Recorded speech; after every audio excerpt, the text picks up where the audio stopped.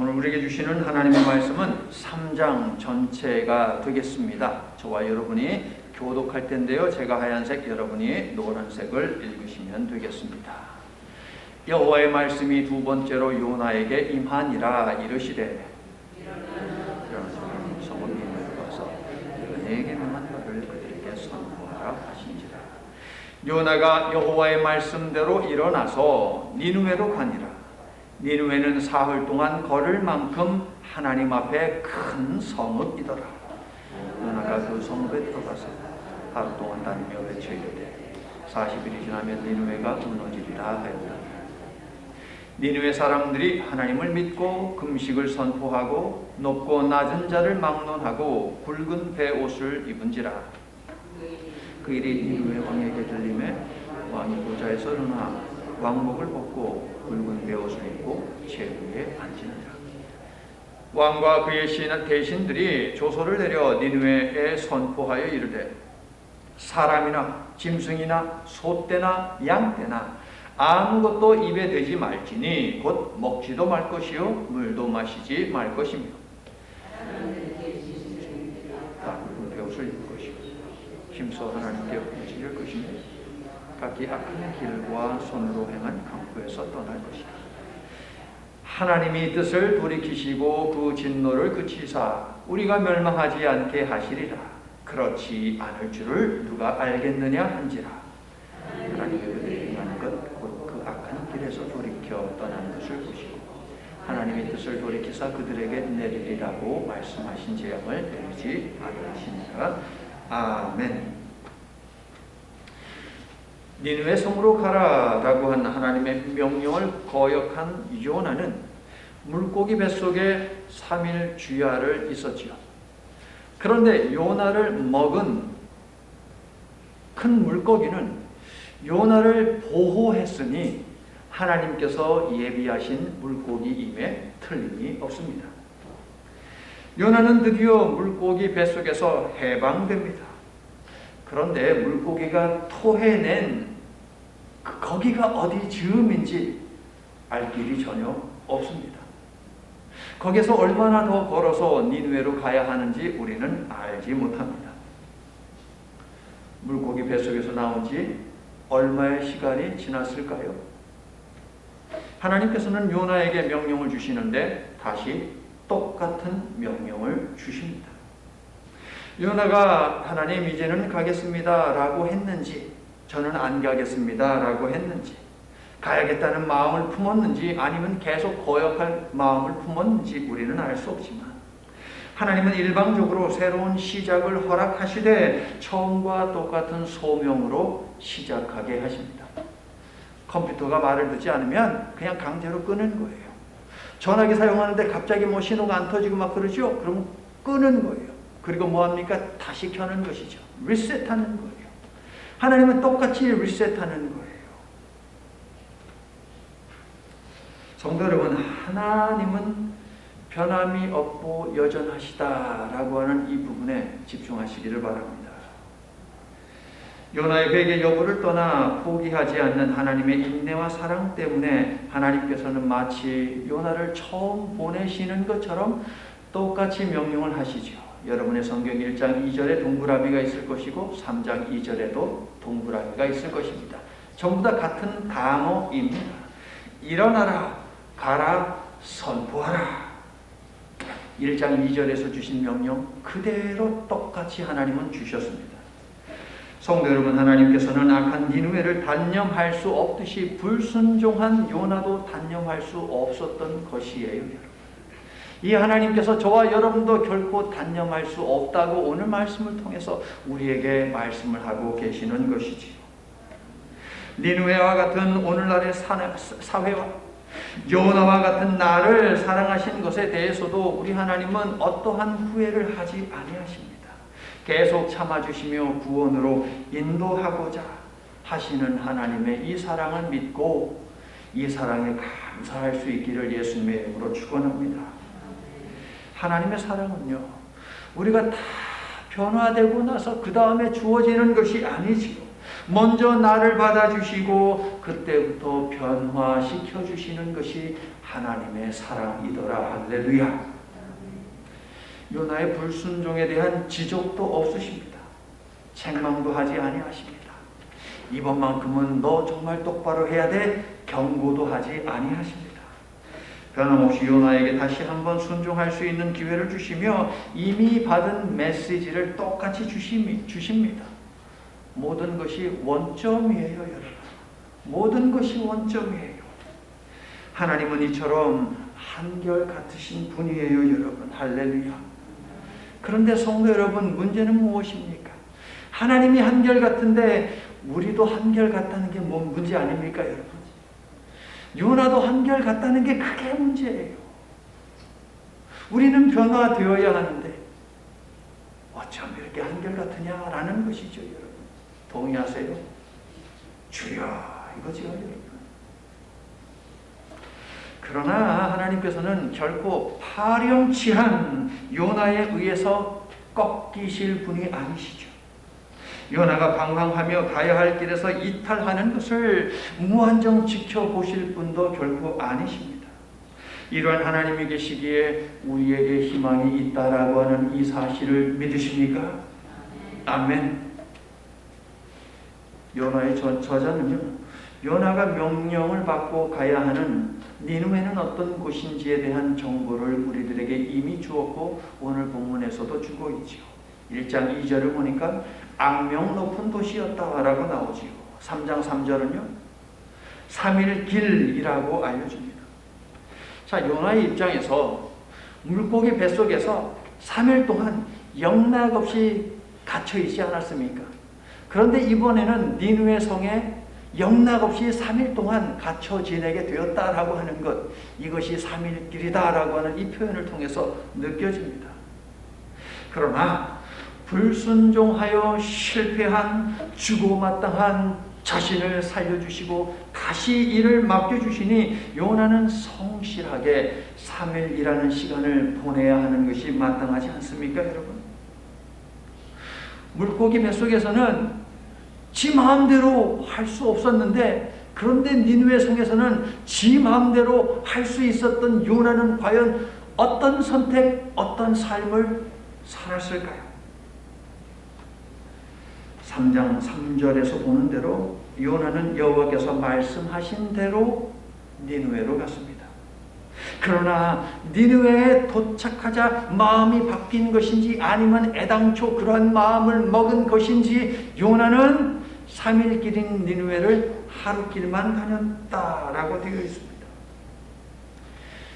요나가 니느웨에 입성했을 때에 그가 입고 있는 옷차림, 들고 있는 보따리를 보면서 니느웨 성 사람들은 이상하게 쳐다보았을 것입니다. 왜냐하면 자신들이 입는 옷 스타일이 아니고 보따리도 자신들이 사용하는 보따리가 아니니까 누구야? 라고 보았겠죠. 만약에 요나가 그 물고기 속에 들어가서 물고기가 내뿜는 그 위액에 의해서 피부라도 벗겨지고 상했다면 그 몰골이 얼마나 흉측했겠습니까? 그래서 니느웨 성 사람들은 저 누구야? 처음 보는 사람인데 이상한데 수상한데 어우 냄새나 멀리해야겠네? 이런 생각을 했겠지요. 니느웨 성이 3일 길이다 라는 이 표현에 대해서 학자들은 크게 두 가지 다른 주장을 하고 있습니다. 첫 번째는 무엇이냐면 니느웨 성 이 끝에서 저 끝까지 가는데 3일이라는 시간이 걸릴 정도로 니느웨는 성 자체가 사이즈가 엄청 크다라고 하는 게 첫 번째 주장이고, 두 번째는 니느웨 성안은 워낙 많은 사람들이 살고 있었기 때문에 사람들이 모여있는 곳곳마다 방문을 하여서 그들에게 하나님께서 주신 메시지를 전하려면 3일 정도가 걸렸다라는 것이 바로 두 번째 주장이 되겠습니다. 아시리아 왕이 이 니느웨 성 사이즈에 대해서 이야기한 바가 있거든요. 그의 아시리아의 그 기록에 따르면 두 번째가 좀 더 설득력이 있어요. 무슨 말인가 하면 꼼꼼히 보려면 3일은 좋게 필요하다라고 하는 그런 의미가 니느웨는 3일 길이다 라고 하는 그런 의미라고요. 그런데 니느웨 성이 사이즈가 큰 성이든 아니면 그 성에 많은 사람이 살았던 어떤 해석을 선택을 하든지 간에 요나가 하나님의 명령에 불순종했다라고 하는 그 사실은 매한 가지입니다. 그렇죠? 3일 길인데 하루만 돌았잖아요. 그리고 하나님은 40일이 지나면은 니느웨가 멸망한다라고 했으면 아직 40일간의 회개의 기간은 있는 것 아닙니까? 그러니까 40일 동안 성을 좀 더 면밀히 구석구석 다니면서 선포해야 하는 것이 선지자의 책무 아니겠습니까? 그런데 요나는 달랑 하루만 다녔다라는 거예요. 그리고 또 확실한 것은 무엇이냐? 물고기 뱃속에서 요나는 해야 하는 회개의 기도를 하지 않았죠. 그런데 오늘 본문에서 요나가 선포한 메시지를 보니 그 메시지에도 회개가 쏙 빠져 있다는 거예요. 하나님께서는 회개를 촉구하여 그들로 하여금 용서받고 구원받게 하라는 메시지를 분명 주셨음에도 불구하고 요나는 핵심은 쏙 빼고 멸망한다 이 말만 했다고요. 여러분. 열왕기하 14장에 요나 선지자가 등장을 하는데요.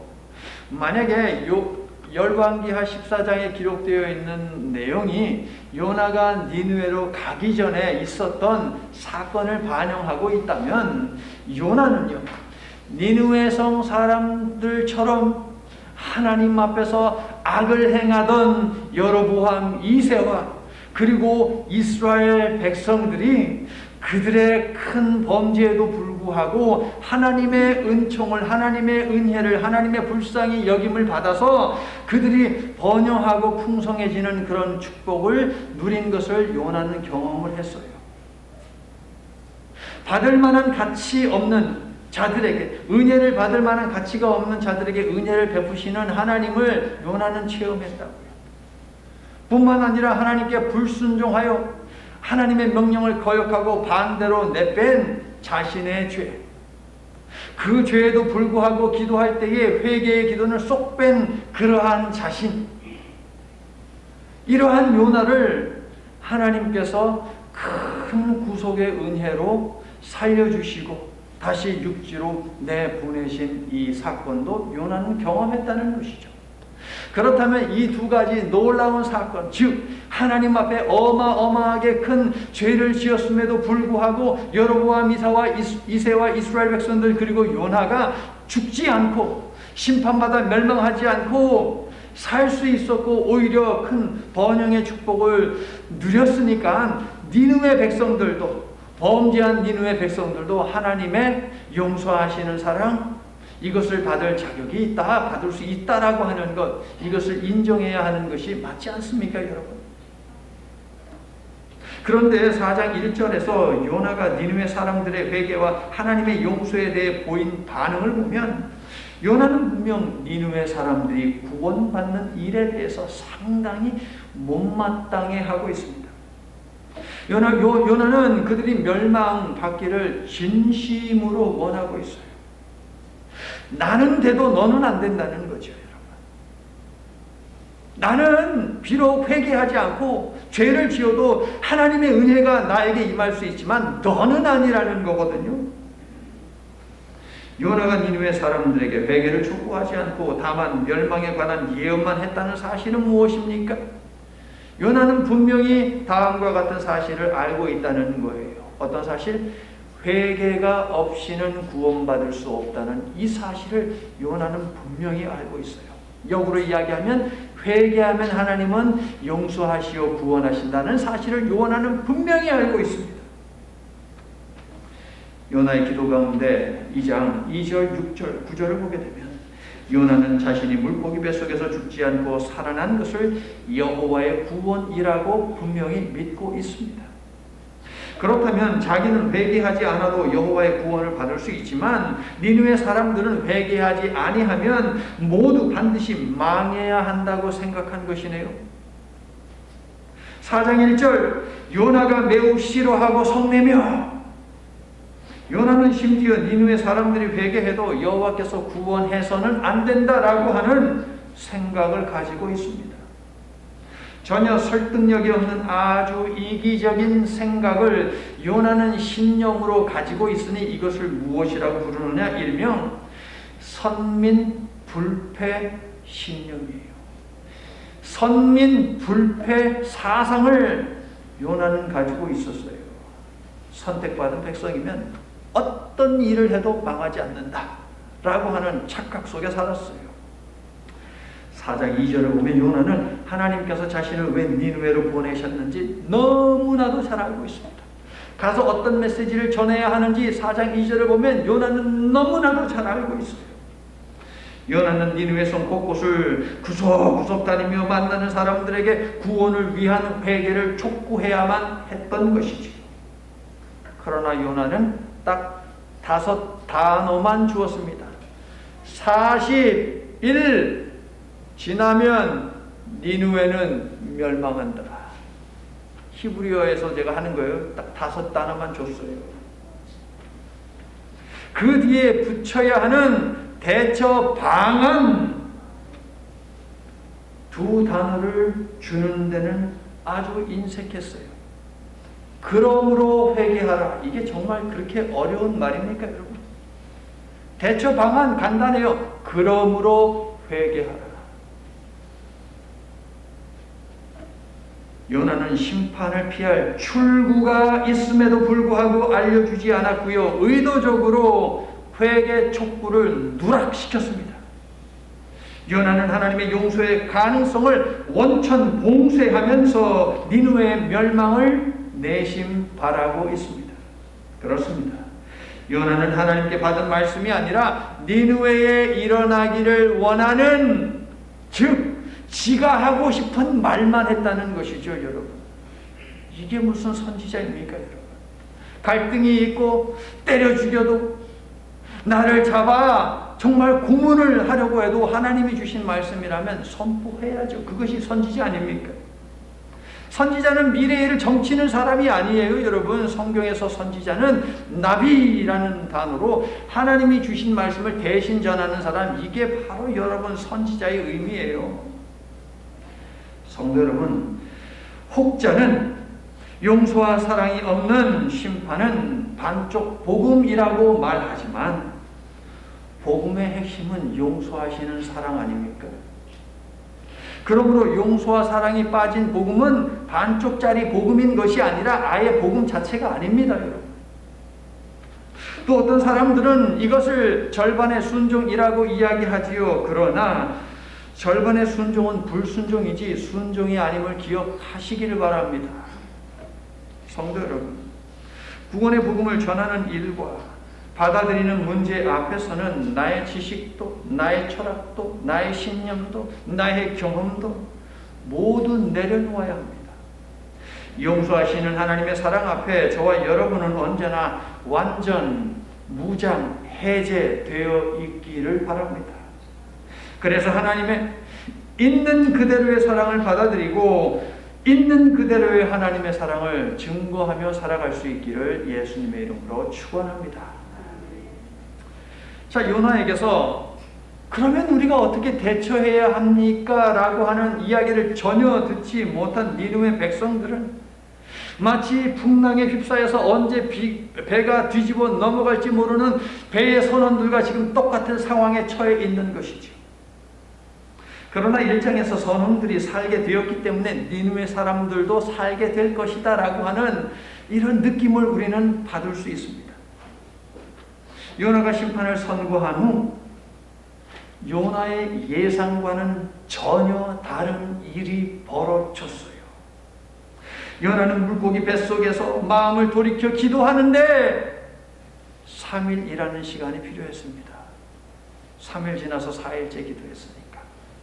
그런데 니느웨 성 사람들은 요나가 3일 길을 다닐 필요도 없이 하루 만에, 아니 요나가 심판의 메시지를 던지자마자 온 백성들이 너도 나도 자발적으로 회개를 했다는 것이죠. 선교지에서 선교하는 분들의 얘기를 들어보면 선교지에 이제 막 도착해서 뭐 특별히 한 것이 없는데 그 마을 전체가 예수님을 구세주로 영접하는 일을 내가 경험했습니다 라고 하는 이야기를 자주 듣습니다. 선교지에 있는 원주민들은요, 여호와 하나님에 대해서, 예수님에 대해서 전혀 들어본 바 없습니다. 하지만 특별하게 그들에게 예수님이 누군지, 하나님이 어떤 일을 하셨는지, 얼마나 사랑하는지 그것을 구체적으로 설명하지 않았음에도 불구하고 그들이 예수님을 구세주로 영접하더라. 무슨 이야기입니까, 여러분? 선교사가 선교지에 들어가기에 앞서 하나님께서 이미 그 원주민들, 그 선교의 대상자들을 찾아가셔서 그들의 삶 속에서 일하고 계셨다는 것 아닙니까, 여러분? 성도 여러분, 혹시 여러분은 복음을 영접하는 일에 있어서 다른 사람들에 비해 빨리 영접을 하셨습니까? 그렇다면 하나님이 여러분의 삶 속에 미리 찾아가셔서 다 밑작업을 해 놓으신 것이에요. 여러분 그렇게 고백하십니까? 아멘. 하나님께서는 지금 이 시간에도 우리가 아는 사람, 우리가 알지 못하는 사람의 마음을 열기 위해서 일하고 계심을 믿으시기를 바랍니다. 그러므로 때를 얻든지 못 얻든지 복음을 전하여 주께서 다 해 놓으신 열매들을 수확하시기를 예수님의 이름으로 축원합니다. 하나님이 다 해놨는데 여러분은 예수 믿으세요 이 말 딱 한마디 했어. 근데 예수님을 믿어. 그럼 하나님 나라에 갔을 때 그 상급이 누구 거예요? 여러분 거잖아요, 여러분. 그래, 네가 가서 아무개에게 예수 믿으세요, 구원받으세요 라고 이야기했지. 그래, 얘는 네 열매다 라고 하나님이 말씀하신다고요, 여러분. 여러분의 생각으로 하려고 하면 안 돼요, 여러분. 성령의 도우심을 구해야 합니다. 전도는 그런 거예요, 여러분. 내가 알고 있는 성경의 지식, 내가 경험한 하나님을 전하는 것, 그것도 전도예요. 그것도 전도예요. 하지만 중요한 건 뭐예요? 성령이 역사를 해야 되거든요. 하나님, 내가 아무개를 타겟으로 내가 전도하기를 원합니다. 하나님께서 미리 가셔서 밑작업을 좀 해주시옵소서. 그리고 내가 가야 할 때를 알려주세요, 하나님. 그리고 내가 갔을 때 무슨 말을 해야 할지 하나님 알려주세요 라고 기도하며 생명을 살리는 인생을 사시기를 예수님의 이름으로 축원합니다. 자, 요나에게서 심판의 경고를 들은 니느웨 사람들은 경쟁하는 약소국의 선지자를 체포하지도 죽이지도 않았습니다. 니느웨 사람들 무지하게 잔인한 사람들입니다, 여러분. 오히려 그들은 너도 나도 솔선수범하여 하나님을 믿고 금식하며 굵은 베옷을 입기 시작했습니다. 1장 5절에서 선원들이 보인 행동이 세 개의 동사로 요약된 바 있거든요, 여러분. 두려워했다, 부르짖었다, 던졌다. 그런데 니느웨 사람들의 반응도 똑같이 세 개의 동사로 요약되는데 이번에는 3장 5절에 있죠, 여러분. 1장 5절, 3장 5절. 이렇게 비교하는 건 너무 재밌어요, 여러분. 1장의 9절들을 비교해 보세요. 2장과 3장의 9절들을 비교해 주세요. 여러분 평행하고 있는 것이 여러분 눈에 보일 겁니다. 자, 니느웨 사람들의 행동 세 개 동사는 무엇입니까? 믿었다, 선포했다, 입었다 라는 것이죠. 세모해 보세요. 3장 5절에 세모, 믿었다, 선포했다, 입었다. 그리고 집에 가셔서 1장 5절에서 거기 또 세모를 한번 해보세요. 자, 왕에게 이 소식이 전해졌습니다. 온 백성들이 지금 회개하고 난리가 났습니다. 왕 역시 백성들의 금식에 동참하는데요, 전국에 전격적이고 전폭적인 회개의 금식을 선포합니다. 5절 보세요. 높고 낮은 자를 막론하고 라고 되어 있죠. 이 말은 뭐냐면 높은 사람 낮은 사람 할 것 없이 라는 것이, 왕족으로부터 평민들까지, 귀족들로부터 서민들까지, 남녀노소 권세를 누리는 자들로부터 힘없는 자들까지 모두를 포함하여 라는 그런 의미예요. 무슨 말입니까? 회개는 일부의 사람들만 하는 것이 아니라 모두가 해야 하는 것이 회개다라는 것이죠. 그리스도인들만 회개해야 하는 것이 아니라, 비그리스도인들만 회개해야 하는 것이 아니라 세상에 사는 모든 사람들이 회개해야 한다는 것을 보여주죠. 세상에나 심지어 가축들까지 금식에 동참을 시키네요. 회개에 동참을 시키네요. 가축들까지. 자, 이것은 과장이나 강조하기 위한 표현 방식이 아닙니다, 여러분. 국가가 위기를 맞이할 때 짐승들까지 금식하도록 선포했다는 것은 고대의 기록들에 있어요, 여러분. 나라의 위기가 닥치면 사람만 죽습니까, 여러분? 가축들도 다 죽잖아요, 여러분. 그러므로 너희들도 금식해야 한다는 거죠. 니느웨 왕은요, 이방 나라의 선지자가 내뱉은 아무 성의 없는 심판 메시지를 듣고 네 가지 명령을 백성들에게 내립니다. 첫째, 금식하라. 둘째, 베옷을 입어라. 셋째, 하나님께 부르짖어라. 넷째, 악한 길에서 돌아서고 폭력을 멈춰라. 금식하고 베옷을 입는 것은 개인적으로 슬픈 일을 당했거나 국가적인 위기를 당했을 때 자신의 연약함을 고백하며 하나님의 도움을 바라는 행위이지요. 그런데 중요한 팁을 알려드릴게요. 그런데 이것은 아시리아 사람들의 종교 생활이 아닙니다. 아시리아 사람들은 금식하지도 베옷을 입지도 않습니다. 재에 앉지도 않습니다. 재를 뿌리지도 않습니다. 뭐합니까? 그들은 짐승을 잡습니다. 신에게 술을 따릅니다. 그리고 엎드려서 그 신에게 빌어 써요. 그게 아시리아 사람들이 하는 행동입니다. 하지만 5절부터 8절은 사람과 짐승 모두 베옷을 입고 재까지 뿌리며 금식했다고 적고 있습니다. 왜 그랬을까요? 왜 그랬을까요? 히브리 사람 요나가 자신의 신 여호와의 명령을 전했으니 히브리 사람들이 어떻게 회개를 하는지 그 모습 그대로 하기를 원했다는 것이죠. 유대인의 종교 풍습에 맞추어서 요나에게 심판 메시지를 준 여호와 하나님께 용서와 은혜를 구하기 위해서 그들은 흉내내었다라는 것이지요. 1장 14절 선원들이 각자 믿는 신들의 이름은 버려버리고 여호와여 라고 했던 것하고 똑같은 일이 지금 벌어진 것이에요. 여러분 보십시오. 여러분 하나님은 그 어떤 상황 속에서도 하나님이 누구인지를 스스로 드러내시는 분이시더라라는 것이죠. 할렐루야. 요나가 어쨌든 니느웨로 갔으니 그것을 회개로 봐준다면 요나는 억지로 했지만 그들은 자발적으로 했습니다. 요나는 마지못해서 했지만 그들은 진심으로 했습니다. 그렇기 때문에 니느웨 사람들의 회개는 요나의 회개와는 질적으로 달라요. 본문 8절 뒷부분을 보세요. 가장 높은 곳에서 가장 낮은 곳으로 내려온 왕은 백성 모두에게 금식, 베옷 착용, 회개기도뿐만 아니라 악한 길과 손으로 행한 강포에서 폭력에서 떠날 것을 명령을 하고 있지 않습니까, 여러분? 이게 무엇을 말하는 것입니까, 여러분? 회개의 흉내만 내어서는 안 된다. 나쁜 길에서 돌이키고 휘두르던 폭력을 멈춤으로 회개에 합당한 열매를 맺어라 라는 것이 왕의 명령입니다. 우리 이번 달 전교인 새벽 기도회 때에 어떤 선지자를 만났습니까? 요엘 선지자를 만났죠. 요엘 선지자가 회개는 어떻게 하라고 이야기했습니까? 옷을 찢지 말고 마음을 찢어라. 이것이 바른 회개다라고 알려주지 않았습니까, 여러분?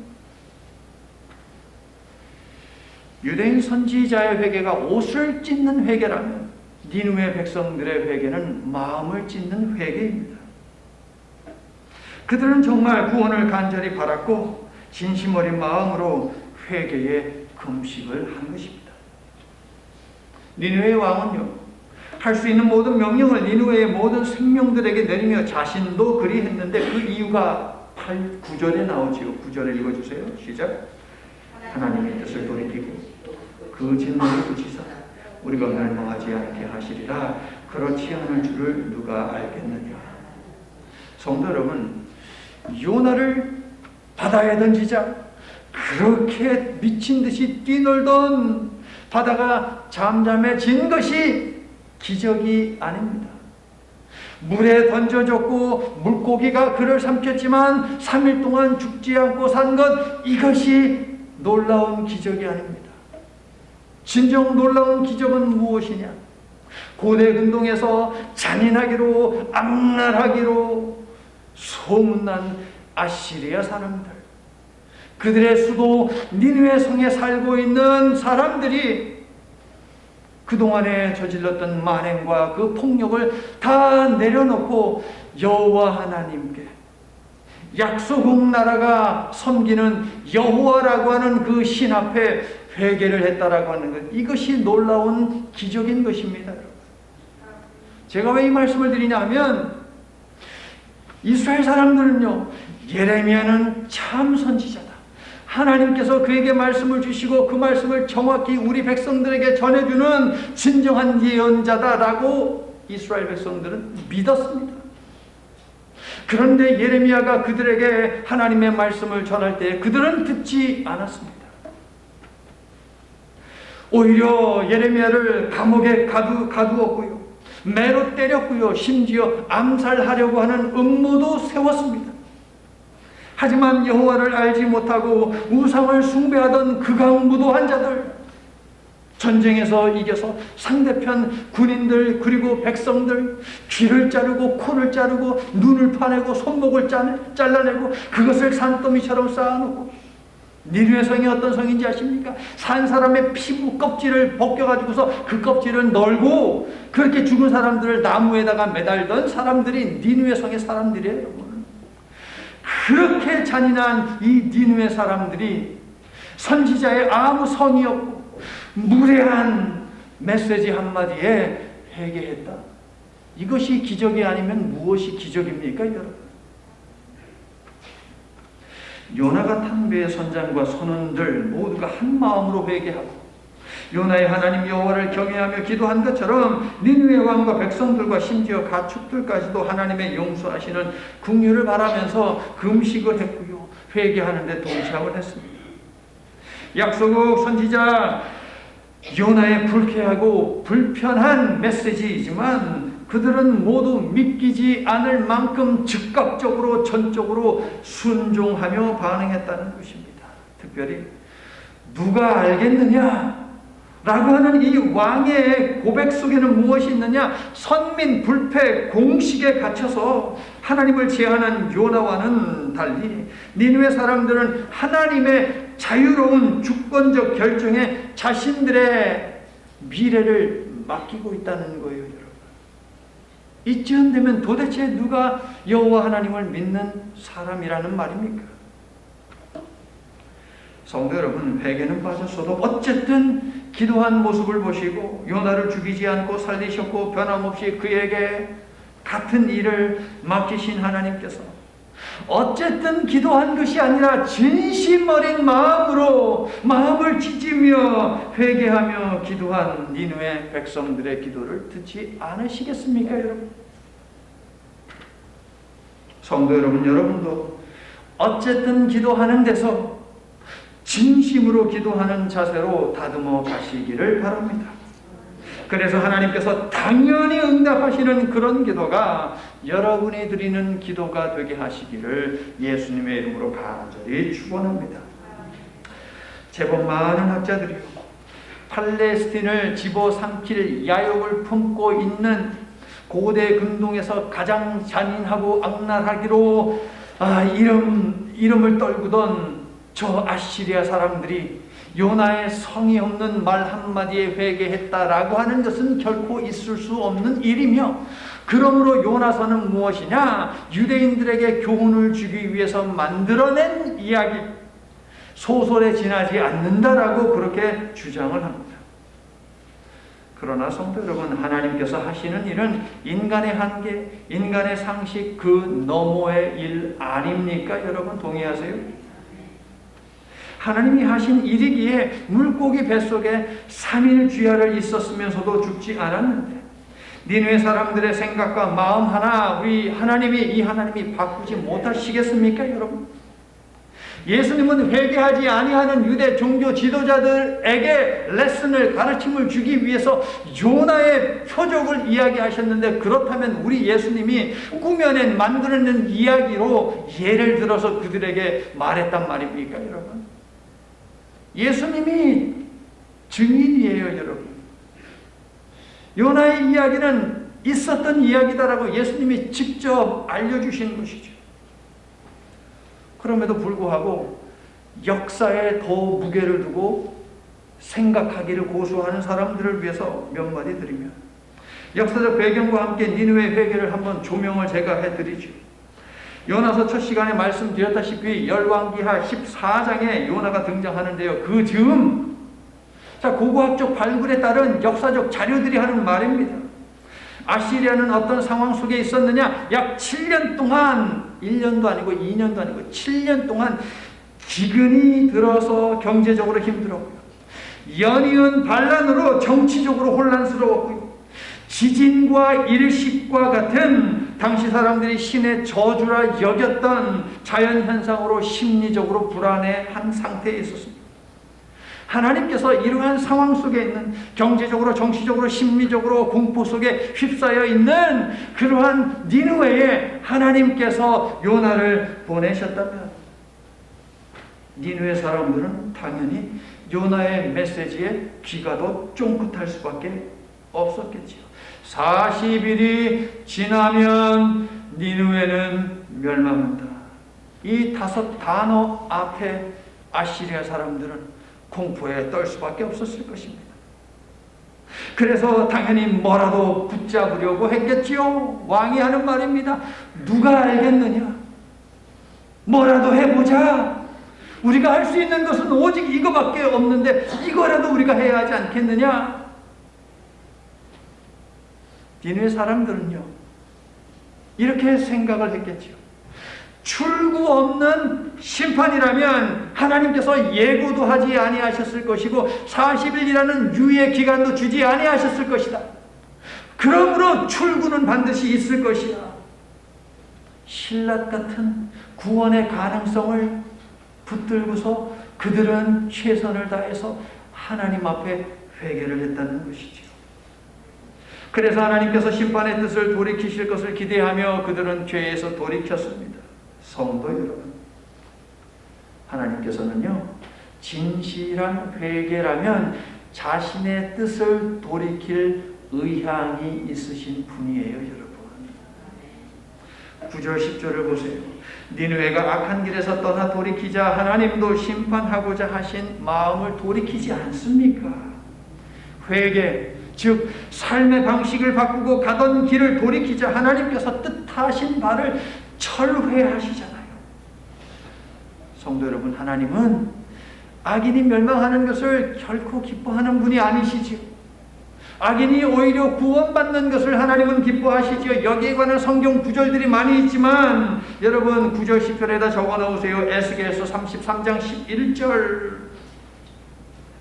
에스겔서 33장 11절. 너는 그들에게 말하라. 주 여호와의 말씀이니라. 나의 삶을 두고 맹세하노니 나는 악인이 죽는 것을 기뻐하지 아니하고 악인이 그의 길에서 돌이켜 떠나 사는 것을 기뻐하노라. 이스라엘 족속아 돌이키고 돌이키라. 너희 악한 길에서 떠나라. 어찌하여 죽고자 하느냐. 하나님은 악인이 돌이키는 것, 구원받는 것을 기뻐하십니다. 성도 여러분, 하나님의 본심은요, 심판에 있지 않아요. 하나님의 본심은 우리가 구원받는 데 있다는 이 사실을 믿으시면 아멘합시다. 이제 말씀을 마칩니다. 오늘 설교 제목을 좀 읽어주시겠어요? 시작. 하나님이 대신 아파하신다. 10절에 있는 돌이키다에 해당하는 단어에 주목하십시오.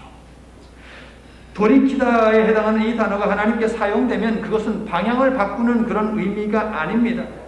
대체로 어떤 의미이냐? 위로받아야 하는 내부적인 고통을 의미하는 거예요, 여러분. 위로받아야 하는 내부적인 고통은 하나님이 아파했다, 하나님이 고통을 당하고 있다는 것을 보여주는 거거든요. 해당하는 이 단어는 성경에서 너무 황당하게 번역이 되어가지고 기독교인들로 하여금, 성경을 읽는 사람들로 하여금 이 뭐야 도대체 라고 하는 생각을 갖게 되죠. 이렇게도 번역이 되어 있어요. 하나님이 후회하셨다, 하나님이 뉘우치셨다. 성경 읽다가 이런 표현 여러분 읽어보셨을 거예요. 참 난처합니다. 하나님은 후회하시는 분이십니까? 다른 데 보면 하나님은 후회한다라고, 후회하지 않는 분이시라고 분명하게 나와요, 여러분. 하나님은 뉘우치시는 분이십니까? 하나님이 뭘 뉘우칩니까, 여러분? 이 단어가 하나님께 사용되면 자, 여기 설교 제목에 있는 것처럼 하나님께서는 죄인이 받아야 할 죄의 대가를 스스로 치르시며 아파하신다는 의미예요, 여러분. 죄인이 받아야 하는 그 죄의 대가를 하나님이 대신 지시고 하나님이 아파하신다. 이게 바로 이 단어에 해당하는 의미예요. 하나님과 함께 사용합니다. 마치 예수께서 우리의 죄에 대한 대가를 치르신 것처럼 여호와 하나님께서 니느웨 사람들의 죄값을 대신 치르시며 하나님이 아파하셨다. 이게 10절에 있는 말씀이에요, 여러분. 돌이키다. 니느웨 사람들이 마음을 찢어 회개하고 그릇된 삶에서 돌이키자 하나님께서는 그들의 죄를 책망하고자 한 것에 대해서 고통스러워하셨다는 의미예요, 여러분. 그게 10절입니다, 여러분. 이분이 바로 우리 하나님이세요.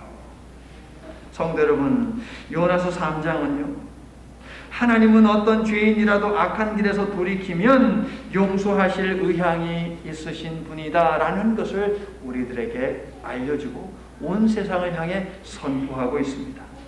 하나님께는 자신의 명예보다, 자신의 계획보다 죄인이 회개하는 것이 더 중요하거든요, 여러분. 할렐루야. 그래서 니느웨 사람들의 회개도 받으시고 그들을 심판하시려는 뜻도 적으신 거예요, 여러분. 기억하십시오. 하나님께서는 저와 여러분의 죄를 보시며 그 대가를 치르시면서도 아파하셨습니다. 그것이 우리가 받은 용서고 그것이 우리가 받은 하나님의 사랑임을 기억하시기를 축원합니다. 성도 여러분, 이방인인 선장과 선원들, 니느웨 왕과 백성뿐 아니라 선지자 요나까지도 아픔을 감수하신 하나님의 이 돌아섬의 은혜가 없이는 구원받을 수 없었습니다. 하나님께서는 다른 선지자를 니느웨에 보내실 수 있었지만 요나에게 다시 맡기셨죠. 이것은 무엇입니까? 하나님의 우선적인 관심은 나에게 있다라고 하는 거예요. 성도 여러분, 하나님의 말씀은 언제나 나를 향한 말씀이고 하나님의 구원은 누구보다도 내가 먼저 받아야 하는 것이다 라는 것을 믿으시면 아멘합시다. 그러므로 돌아서라는 회개의 촉구 역시 내가 먼저 실천해야 합니다, 여러분. 여러분, 성경에 한 곳에 적어서 오늘 집에 가서 해보세요, 여러분. 2장 9절하고 3장 9절을 비교해보세요. 2장 10절하고 3장 10절을 비교해보세요. 2장도 10절까지 3장도 10절까지 있지요. 비교해보세요. 그게 다 연결이 되어 있어요. 자, 기억하십시오. 하나님께서는 우리의 반응에 따라 기꺼이 아픔을 감수하더라도 마음을 바꾸시고 결정을 번복하시는 인격적인 하나님이십니다. 이 하나님에게서 돌아서지 마시고 여러분의 인생의 걸음을 항상 이 하나님께로 돌아가게 하는 걸음이 되게 하시기를, 그러한 복된 인생을 살아가시기를 예수님의 이름으로 간절히 축원합니다. 아멘. 은혜가 풍성하신 하나님 아버지, 오래전 역사 속에서 가장 잔인하기로 악명 높았던 아시리아 사람들이 회개했을 때 그들을 용서하신 사건을 오늘 말씀을 통해서 보았습니다. 그리고 하나님의 위대하신 사랑 앞에는 모두가 평등하며 예외 없이 회개의 시간이 필요함도 배웠습니다. 하나님 아버지, 혹시라도 오늘 말씀을 듣고 이 시간 머리 숙인 인생들 가운데 나는 저 사람에 비해 상대적으로 죄가 적지, 내 죄는 약하지 라는 착각에 빠져 회개하는 마음이 전혀 없는 인생이 있다면 그러한 완악한 마음을 깨시어 우리의 죄 때문에 아파하시는 하나님의 마음을 느끼게 하여 주시옵소서. 그래서 마음을 찢는 회개를 통해 하나님을 기뻐 춤추게 만드는 인생이 되도록 도와주시옵소서. 그리고 다시 시작하게 하시는 하나님의 은혜를 일어나서 가서 외치는 삶을 살도록 축복해 주시옵소서. 예수님 이름으로 기도드립니다. 아멘.